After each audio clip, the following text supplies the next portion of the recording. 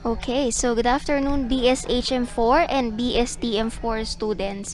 So I decided na i-continue yung ating discussion via recording so we can proceed sa susunod pa nating discussion at mas magkaroon pa tayo ng advanced lessons sa iba nating mga modules. So let's continue the discussion. So last time we've stopped dito sa discussions of issues. So dito sa discussions of issues ng Pleisure Principle, we've talked about that providing for people's leisure is complex. So marami talaga tayong dapat i-consider. Kumbaga malawak yung mga considerations, yung mga factors na dapat nating i-consider pagdating sa pag-i-implement natin ng mga leisure and mga recreational activities. We've talked about that pleasure is a combination of play, leisure, and recreation. So, with regards to that leisure, we have the freedom, okay? And within that freedom, we have a choice. Okay? So, may karapatan tayong pumili kung ano man yung gusto nating activity na gawin. And choice enables people to be involved in the activity. So, kung ano man yung mga pipiliin mong activities, so you have to make sure na it will be worthwhile. Okay? It will be personally worthwhile and can lead to good citizenship as well. So we've also talked about the aims and objectives kapag tayo ay magpo-provide ng leisure based sa pangangailangan ng mga turista or ng mga tao. So dapat daw the services are open to all and meet individual needs. So hindi lang tayo mamimili ng particular na segment, okay, ng turista, kundi it will be open for all. And as we open those services and activities sa mga tao, it should meet the individual needs. So ano ba yung mga pangailangan natin as a tourist?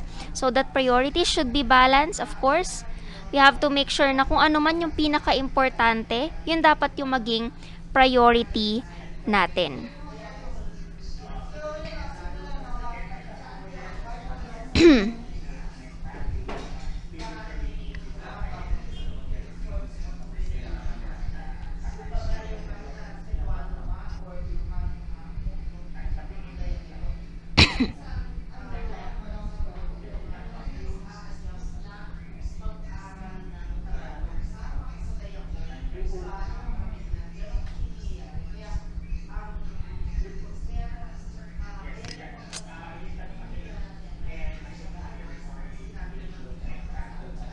Okay, so I think naghang yung recording ni ma'am. So, skip nyo na lang if ever na may naghang na part sa ating discussion. So, of course, sabi natin dito, there should be, or the priorities should be balanced. Okay, so kung ano man yung pinaka-importante natin na dapat gawin doon sa leisure area na yon or sa recreational areas na yon, so dapat yun ang ating unahin. So everything should be balanced para nang sa ganun, maging maayos yung flow or yung operation ng ating establishment as well.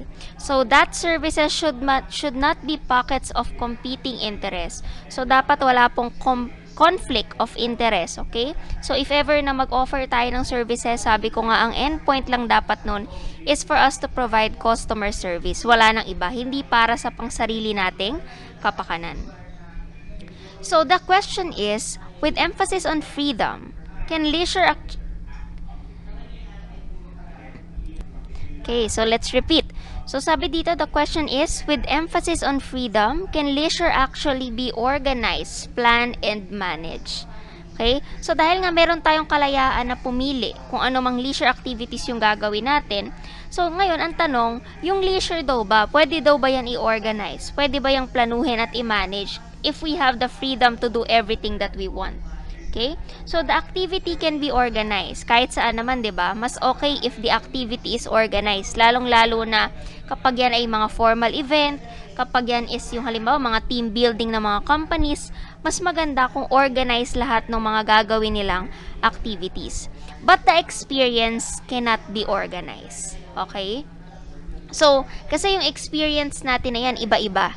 Okay, it depends upon kung good experience, kung bad experience, kung sobra kang nag-enjoy sa particular activity na yun. So, yun ay hindi natin makokontrol. So, what is the manager's role daw? Normally considered as the managing resources, ayan, managing services, facilities, and programs. Leisure professionals have a wider remit. So, ibig sabihin, as a professional or as a leisure manager, so marami kang trabaho talaga. Okay? So, normally, ikaw ang involved sa management or sa pagmamanage ng mga resources na available, sa mga services na i-offer ninyo, sa facilities, sa mga programs, and sa mga kasamahan mo na leisure professionals din. But of course, hindi lang naman ikaw mag-isa ang gagawa nun. So, may mga katulong ka din, may mga subordinates ka din na tutulong sa'yo para mas maging maayos yung operation ng iyong leisure activities na inorganize. So, their role is to, so ano daw ba yung mga iba pang role ng mga professionals or ng mga leisure managers and leisure professionals? So, their role is to consult and involve people and then create environments and services to match the market profile. So, make sure na kapag ikaw ay magpa-plan, mag-organize, isi-involve mo yung mga tao doon sa plano mo. Okay, involve yung local community kasi unang-una sila yung maapektuhan, sila yung makakaranas ng mga pagdagsa ng turista. Okay, involve also your management, okay, your subordinates para well-informed sila. So after that, you have to create environment and services na magmamatch sa need ng market. So kaya nga nagkakaroon tayo ng market segmentation or customer segmentation. So we try to see sa geographic factors, sa demographic, psychographic, and behavioral as well. So extend the range of activities to offer a wide and varied choice. So you have to make sure na meron kang variety of activities na i-offer sa mga turista. Hindi isang activity lang, hindi dalawa, kundi madaming activity. So, para nang sa ganun, meron silang choices. May option sila. If ever na hindi mag-fit sa kanila yung activity na to, so yung isang activity yung pwede nilang piliin. So, groups can be helped through support services and some can be enabled to create their own opportunities and manage themselves. So, yung mga leisure professionals, they can also assist employers in giving employees recreation activities at workplace and outside work. So, syempre tayo, kahit tayo ang magiging employees in the future or magiging boss kayo in the future, hindi lang naman kayo puro trabaho. So, normally sa inyong workplace, may mga i-conduct din na mga opportunities such as for example, mga R&R, may mga team building, meron kayong mga acquaintance party, or let's say summer party, yung mga ganun, na magkakaroon din naman kayo ng enjoyment. Okay? So, ang in charge na doon, of course, is your manager as well.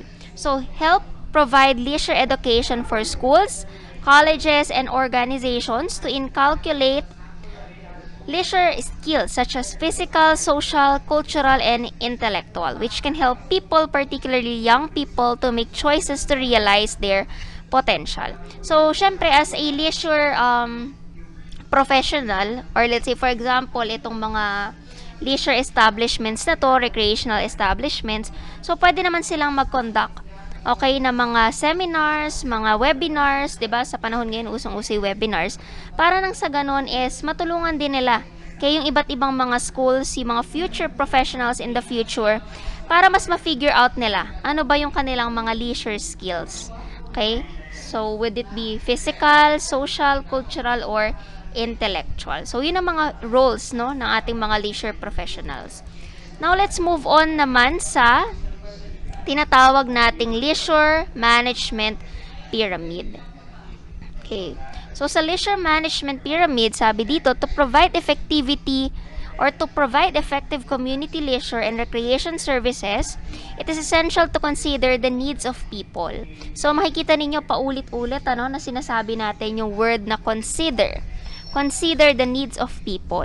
Kasi syempre, pag tayo nagtayo ng business, we are not just considering ourselves.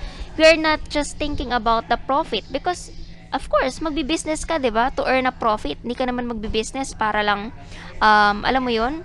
Para lang sa trip mo lang or whatsoever. So, magbi-business ka to earn a profit, but that will not be your motivation, Hindi lang dapat 'yun ang motivation mo. Dapat i-consider mo din na kaya mo gustong mag-business, kaya mo gustong pumasok sa tourism industry, sa hospitality industry is because you want to cater the needs of the people. Okay, gusto mo ma-provide yung mga pangailangan nila. So, the leisure products designed to meet the needs and the good management to deliver the services. So, good product design and good management as well. So, sabi dito, a theoretical framework in the form of conceptual model illustrates the essential linkage, the assumption on which the model is based or is based are fourfold. So, sinasabi natin dito sa una, leisure can provide satisfying and intrinsically worthwhile experience and activity. So, alam na nating lahat yun that leisure can provide excitement. Leisure can provide worthwhile activities and good or bad experiences as well. So, people have needs and wants. Okay? So, alam na natin yan. Which leisure managers endeavor to meet through leisure programs and activities. So, paano ba natin mamimit, Paano ba natin mapupunan yung mga needs and wants na yan? So, ang trabaho ni leisure manager doon is to offer. Okay? Is to create mga leisure programs and activities. So, management, ayan.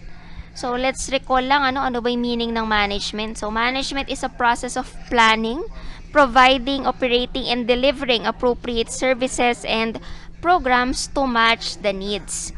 So, when we talk about management, andyan papasok yung 4 functions or 5 functions of management. So, dito masasabi natin that aims and objectives of an organization determine the results to be achieved. So, syempre, doon tayo magbe-base. Ano ba'y gustong mangyari ng establishment? Ano ba'y gustong mangyari ng kumpanya nyo? Ano ba'y gustong mangyari ng business na to? Ano ba'y objectives nila? Okay? Kasi kapag nagawa natin step by step yung mga objectives na yan, yung mga aims nila, so doon natin makikita kung ano ba yung magiging results. Kung na-achieve ba natin siya, kung kulang ba tayo sa plano, kulang sa organization, kulang sa management, and etc. So how can these entirely different concepts be merged into effective leisure management? So paano ba natin sila mapagsasama-sama for us to have an effective leisure management? So we have the pyramid model, okay, which should be visualized as a transparent triangular pyramid which has 3 sides or planes and a base. So we have the leisure plane, we have the needs of people plane, the management plane, and the organizations or organizational aims or the base of the pyramid. So let's check kung ano ba yung sinasabi natin ditong pyramid model. Ayan. So, we have here the conceptual model for leisure management, which consists of leisure policies, needs, and management. So, sinasabi dito that the pyramid therefore represents uniting and bonding of leisure, people's needs, and management. So, ibig sabihin, itong pyramid ginawa siya in order for us to combine. Okay, pagsama-samahin kung ano man yung mga leisure activities, kung anong klaseng leisure activities yan, kung ano yung pangangailangan ng tao, at kung paano ipoprovide yun ng management. Pero syempre, itong tatlo na to, okay, dapat balance lang to, yung tatlo. Okay? So, sa baba, andun yung policies and aims. Kasi sa paggawa natin ng mga steps, ng mga procedure, within these 3 segments dito sa ating pyramid, kailangan may mga susundin tayong policies at mga aims. So, for effectiveness, the 3 planes must function in accord. True balance points will vary depending on the objectives of the organization, the situation, and the prevailing emphasis. Okay, so nakadepende po kasi kung ano man yung objective ninyo in the future. Ano ba yung objective ng organizations ninyo? Gusto ba nila makapag-provide ng high quality services? Isa ba yun sa mga goals and objective nila? So, depende po dun. So, for example, services directed at disadvantaged groups will give priority to the needs of the people plane. Okay, so may mga times po kasi na yung ating mga services is hindi maayos. So, syempre, sino ba ang nagbibigay ng services? Kundi mga tao, 'di ba? So, dapat iayos natin kung ano man yung mga let's say for example, iayos natin yung training, dapat well knowledgeable yung ating mga employees. So, for efficiency and measurability, each of the 3 planes needs to contain levels of performance or target indicators. So, for simplicity and illustration only, these are shown in the model figure 8.3 and figure 8.4. So, the lower tier or basic level, so yung nasa baba, that is the basic level. The middle tier or yung tinatawag nating secondary level, yung nasa gitna. And the upper tier, yun yung tinatawag natin na primary level. So, let's see, ano ba itsura ng mga ito. So, ayan. So, we have here the what we called the basic level.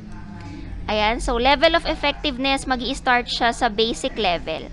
Okay? So sa basic level, kung makikita natin, at the lower or the basic level, the leisure manager would seek to achieve a wide range of choice of activities, generally service efficiency and customer service.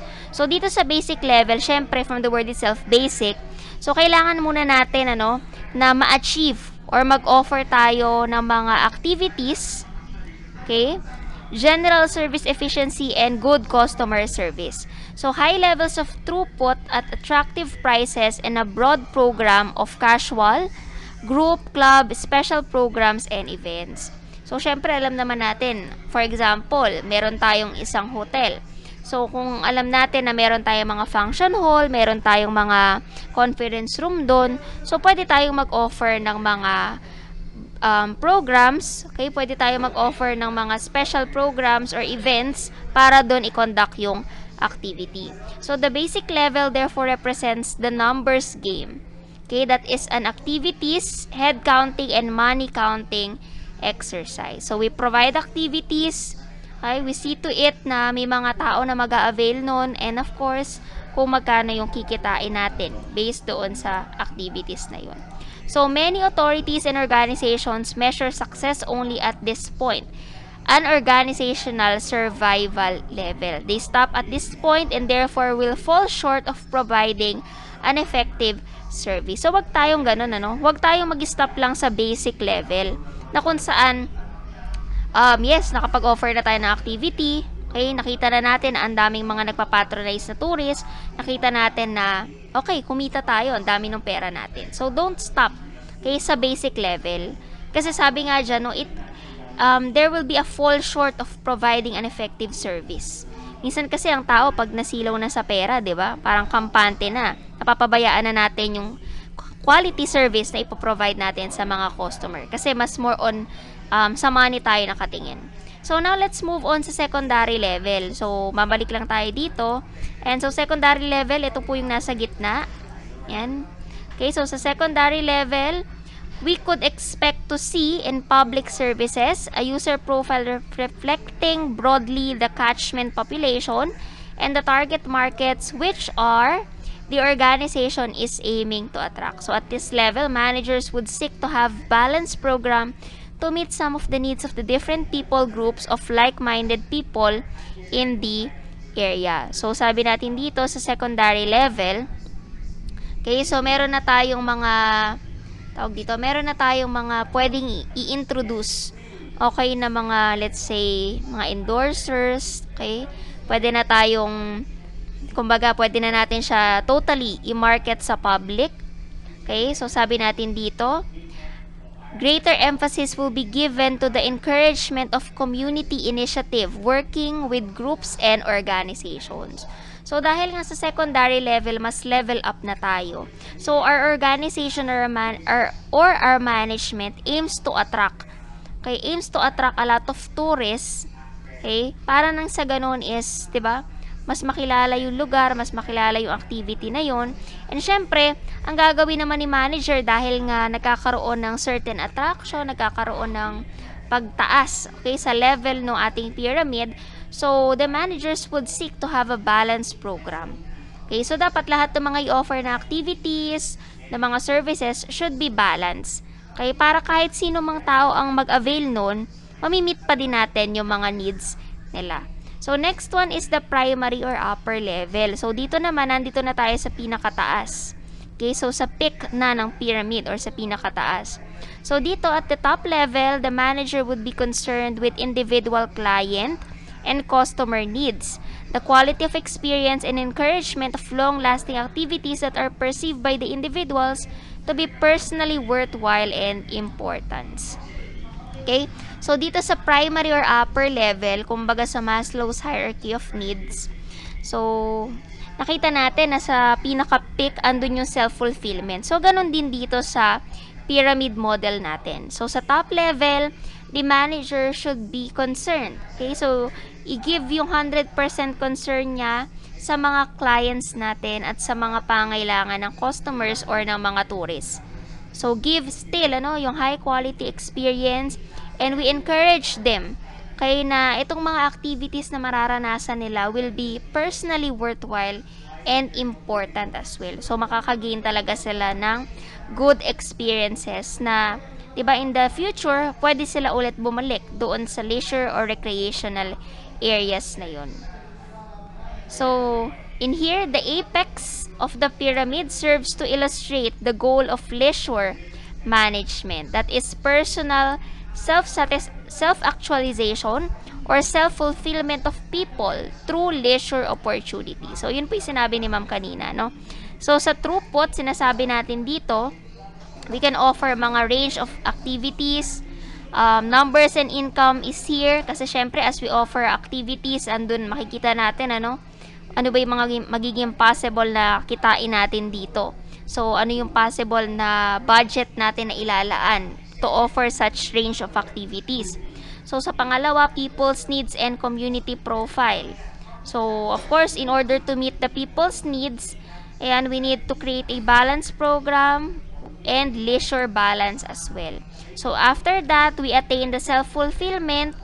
Okay, so dito natin makikita yung sensitive management and quality experience as well. So, all of this, dapat meron tayong mga policy and aims na susundin.